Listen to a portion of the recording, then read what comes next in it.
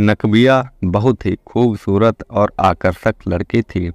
उसके उभरे अंग उसकी खूबसूरती में चार चांद लगाते थे। फिर नकबिया तथा मुश्ताक दोनों एक दूसरे के निकट आते चले गए। नकबिया ने अपने कपड़े उतार दिए और मुश्ताक के होंठों पर अपने होंठ रखकर उसे जबरदस्ती बिस्तर पर पटक दिया। और फिर तहजीब के अब्बा इसार ने अपनी लड़की को दिए जाने वाले दहेज को गर्व से देखा। फिर अपने साड़ू तथा नए बने समधी से पूछा, अल्ताफ मियाँ, कुछ कमी हो तो बताओ। भाई साहब, आपने लड़की दी, मानो सब कुछ दे दिया। तहजीब के मौसा व नए रिश्ते से बने ससुर अल्ताफ ने कहा, बस जरा विदाई की तैयारी जल्दी कर दें। शीघ्र ही बारात दुल्हन के साथ विदा हो गई। तहजीब का मौसेरा भाई मुश्ताक अपनी मौसेरी बहन के साथ शादी करने के पक्ष में नहीं था। उसका विचार था कि यह व्यवस्था उस समय के लिए कदाचित ठीक रही होगी जब लड़कियों की कमी रही होगी, परंतु आज की स्थिति में इतने निकट का संबंध उचित नहीं। किंतु उसकी बात नक्कार खाने में तूती के समान दबकर रह गई थी। उसकी माँ अफसाना ने सपाट शब्दों में कहा था, मैंने खुद अपनी बहन से उसकी लड़की को मांगा है। अगर वह इस घर में दुल्हन बनकर नहीं आई तो मैं सिर पटक पटक कर अपनी जान दे दूंगी। विवश होकर मुश्ताक को चुप रह जाना पड़ा था। तहजीब जब अपनी ससुराल से वापस आई तो वह बहुत बुझी बुझी सी थी। वह मुस्कुराने का प्रयास करती थी तो मुस्कुराहट उसके होंठों पर नाच ही नहीं पाती थी। वह खोखली हंसी हंसकर रह जाती थी। तहजीब पर ससुराल में जुल्म होने का प्रश्न नहीं था। दोनों परिवार के लोग शिक्षित थे। अन्य भी कोई ऐसा स्पष्ट कारण नहीं था जिसमें उस उदासी का कारण समझ में आता। तुम तहजीब का दिल टटोलो, एक दिन इसरार ने अपनी पत्नी रुखसाना से कहा। उसे जरूर कोई ना कोई तकलीफ है। पराए घर जाने में शुरू में तकलीफ तो होती ही है, इसमें पूछने की क्या बात है। रुखसाना बोली, धीरे धीरे आदत पड़ जाएगी। जी हाँ, जब आप पहली बार इस घर से गई थी तब शायद ऐसा ही मुंह फूला हुआ था, खिली हुई कली के समान गई थी। तहजीब बेचारी मुरझाए हुए फूल के समान वापस आई है। इसरार ने शरारत के साथ कहा, हटो जी, आप तो चुहलबाजी करते हैं। रुखसाना के गालों पर सुख दौड़ गई। मैं तहजीब से बात करती हूँ। रुखसाना ने बेटी को कुरेदा तो वह उत्तर देने की अपेक्षा आंखों में आंसू भर लाई। तुझे वहाँ क्या तकलीफ है? मैं आपा को अड़े हाथों लूँगी। उन्हीं के मांगने पर मैंने तुझे उनकी झोली में डाला है। मैंने उनसे पहले ही कह दिया था कि मेरी बिटिया नाजों से पली है। किसी ने उनके काम में नुक्ता चीनी निकाली तो ठीक नहीं होगा। ऐसी कोई बात नहीं है अम्मी जान, मुझसे किसी ने कुछ कहा ही नहीं है। तहजीब ने धीमे से कहा। फिर कुछ कहने की अपेक्षा तहजीब फिर आंसू बहाने लगी। नकबिया तहजीब की सहेली थी। वह एक संपन्न घराने की थी। जिस समय तहजीब की शादी हुई थी उस समय वह लंदन में डॉक्टरी की पढ़ाई कर रही थी। उसे शादी में बुलाया गया था, परंतु यात्रा की किसी कठिनाई के कारण वह समय पर नहीं आ सकी थी। उसका आना कुछ दिन बाद हो पाया था। भेंट होने पर रुखसाना ने उससे कहा, बेटी, तहजीब ससुराल से आने के बाद से बहुत उदास है। कुछ पूछने पर बस रोने लगती है। जरा उसके दिल को किसी तरह टटोलो।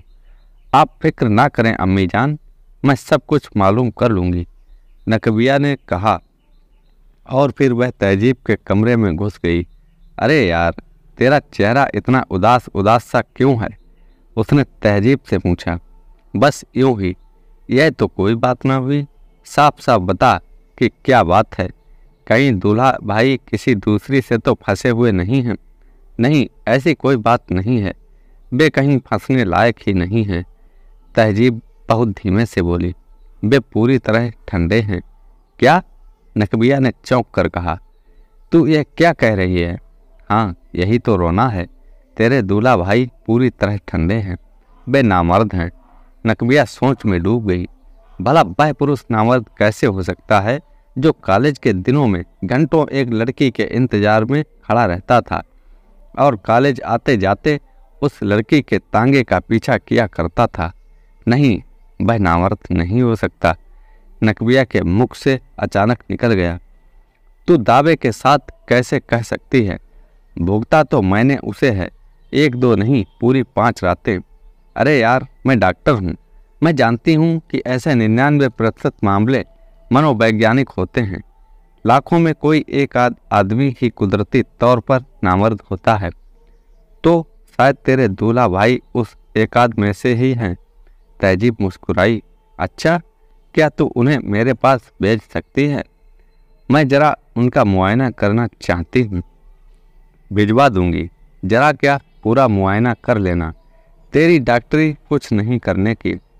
तू जरा भेज तो सही। नकबिया ने इतना कहा और उठ खड़ी हुई। तहजीब की माँ ने जब नकबिया से तहजीब की उदासी का कारण जाना तो वह सुनाती हुई अपनी बहन के घर जा पहुंची। उसने उनको आड़े हाथों लिया। आपा, तुम्हें अपने लड़के के बारे में सब कुछ पता होना चाहिए था। ऐसी कोई कमी थी तो उसकी शादी करने की क्या ज़रूरत थी? मेरी लड़की की जिंदगी बर्बाद कर दी तुमने। छोटी, तू क्या कहना चाहती है? मुश्ताक की माँ अफसाना ने कुछ ना समझते हुए कहा। अरे, जब लड़का हिजड़ा है तो शादी क्यों रचा डाली? कम से कम दूसरे की लड़की का तो ख्याल किया होता। रुखसाना हाथ नचाकर बोली। छोटी, जरा मुंह संभाल कर बात कर। मेरी ससुराल में ऐसे मर्द पैदा हुए हैं जिन्होंने 3-3 औरतों को एक साथ खुश रखा है। यहाँ शेर पैदा होते हैं, गिदड़ नहीं। बातों की लड़ाई हाथापाई में बदल गई। अल्ताफ ने बड़ी मुश्किल से दोनों को अलग किया। रुखसाना बड़बड़ाती हुई चली गई। इस प्रकरण को लेकर दोनों परिवारों के मध्य बहुत कटुता उत्पन्न हो गई। एक दिन अल्ताफ और इसरार भी परस्पर भिड़ गए। मैं तुम्हें अदालत में खींचूंगा, तुम पर दावा करूंगा, दहेज के साथ साथ और सारे खर्चे ना वसूले तो नाम पलट कर रख देना। इसरार ने गुस्से से कहा तो अल्ताफ भी पीछे ना रह सका। दोनों में हाथापाई की नौबत आ गई। कुछ लोग बीच में पड़ गए और उन्हें अलग अलग किया। दोनों तब वकीलों के पास दौड़े। तहजीब मुश्ताक के पास यह संदेश भेजने में सफल हो पाई कि उसे उसकी सहेली नकबिया याद कर रही है। एक दिन मुश्ताक नकबिया के घर जा पहुंचा। आइए आइए, नकबिया ने मुश्ताक का स्वागत करते हुए कहा। मेरे कॉलेज जाने से पहले और लौटकर आने से पहले तो तुम मुस्तैदी से रास्ते में साइकिल लिए तांगे का पीछा करने को तैयार खड़े मिलते थे, और अब बुलाने के इतने दिन बाद आए हो। नकबिया ने मुस्कुराकर यही बात कही तो मुश्ताक झेंप गया। फिर दोनों इधर उधर की बातें करते रहे। तहजीब के साथ क्या किस्सा हो गया? मैं उसकी सहेली होने के साथ साथ तुम्हारे लिए भी अनजान नहीं हूँ। मुझे सब कुछ साफ साफ बताओ, जिससे 2 घरों के बीच खिंची तलवारों को म्यानों में पहुँचाया जा सके। मैं बचपन से तहजीब को अपनी बहन मानता रहा हूँ। वह भी मुझे भाईजान कहती है। उसके साथ जिस्मानी ताल्लुक़ मेरे लिए बहुत ही मुश्किल काम है। तुम ही बताओ, इसमें मेरा क्या कसूर है? नकबिया मुश्ताक का कोई उत्तर नहीं दे सकी। तब उसने बात का पहलू बदल लिया। वह दूसरी बातें करने लगी। जब मुश्ताक जाने लगा तो उसने वादा किया कि वह रोज़ कुछ देर के लिए आएगा, जब तक कि वह इंग्लैंड नहीं चली जाती। फिर नकबिया तथा मुश्ताक दोनों एक दूसरे के निकट आते चले गए। एक दिन नकबिया ने तहजीब को बताया, सुन, तेरा पति तो पूरा मर्द है, उसमें कोई कमी नहीं है। उसके दिल में तेरे लिए जो भावना है उसे मिटाना बड़ा मुश्किल काम है। फिर नकबिया ने सब कुछ बता दिया। तहजीब बहुत देर तक कुछ सोचती रही, फिर बोली, उनका सोचना ठीक लगता है। सचमुच इतने नज़दीकी रिश्तों में शादी ही नहीं होनी चाहिए। अब कुछ करना ही होगा। फिर तहजीब और मुश्ताक परस्पर मिले और उनके बीच एक आम सहमति हो गई। कुछ दिन बाद मुश्ताक ने तहजीब को तलाक के साथ मेहर का पैसा तथा सारा दहेज भी वापस भेज दिया। मैं दावा करूंगा, क्या समझता है अल्ताफ अपने आप को? जब लड़का हिजड़ा था तो शादी क्यों की? तहजीब के अब्बा गुस्से से बोले, नहीं अब्बा नहीं, अब हमें कुछ नहीं करना है। मुश्ताक में कोई कमी नहीं थी, दरअसल मैं ही उससे पिंड छुड़ाना चाहती थी। तहजीब ने बात समाप्त करने के उद्देश्य से इल्ज़ाम अपने ऊपर ले लिया। लेकिन क्यों? उसकी माँ ने हस्तक्षेप करते हुए पूछा। मुझे वे पसंद नहीं थे। अरे बेहया, माँ चिल्लाई, तूने झूठ बोलकर पुरानी रिश्तेदारी को भी खत्म कर दिया। उन्होंने तहजीब के सिर के बालों को पकड़कर झंझोड़ डाला, फिर उसके सिर को जोर से दीवार पर दे मारा। कुछ दिनों बाद नकबिया लंदन वापस चली गई। लगभग 5 माह बाद नकबिया फिर भारत आई। वह अपने साथ एक व्यक्ति को भी लाई थी। उसको लेकर वह तहजीब के घर गई। तहजीब के माँ बाप से उस व्यक्ति का परिचय कराते हुए नकबिया ने कहा, ये मेरे साथ लंदन में डॉक्टरी पढ़ते हैं, लखनऊ में इनका घर है, आप चाहें तो लखनऊ जाकर और जानकारी ले सकते हैं। तहजीब के लिए मैं बात कर रही हूँ। लड़का समझ में आ जाने पर अन्य बातें भी देखभाल ली गईं। फिर शादी भी पक्की हो गई। बेटी, तुम शादी कहाँ करोगी, हिंदुस्तान में या इंग्लैंड में? एक दिन तहजीब की माँ ने नकबिया से पूछा। अम्मी जान, मैं अपने ही देश में शादी करूँगी, बस जरा मेरी पढ़ाई पूरी हो जाए।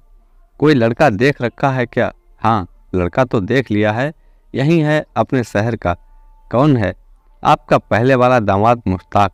नकबिया ने मुस्कुरा कर कहा। हाय, वह नामर्द? तुम्हें उससे शादी करने की क्या सूझी? अम्मी जान, वह नामर्द नहीं है। नकबिया ने तब उन्हें सारा किस्सा कह सुनाया। हम ही गलती पर थे, हमें इतनी नज़दीकी रिश्तेदारी में बच्चों की शादी नहीं करनी चाहिए। सच है, जहाँ भाई बहन की भावना हो, वहाँ औरत मर्द का संबंध क्यों बनाया जाए? तहजीब की माँ ने अपनी गलती मानते हुए कहा। तो दोस्तों, कैसी लगी ये कहानी? लाइक करें, कमेंट में बताएं और चैनल को सब्सक्राइब करना ना भूलें। धन्यवाद।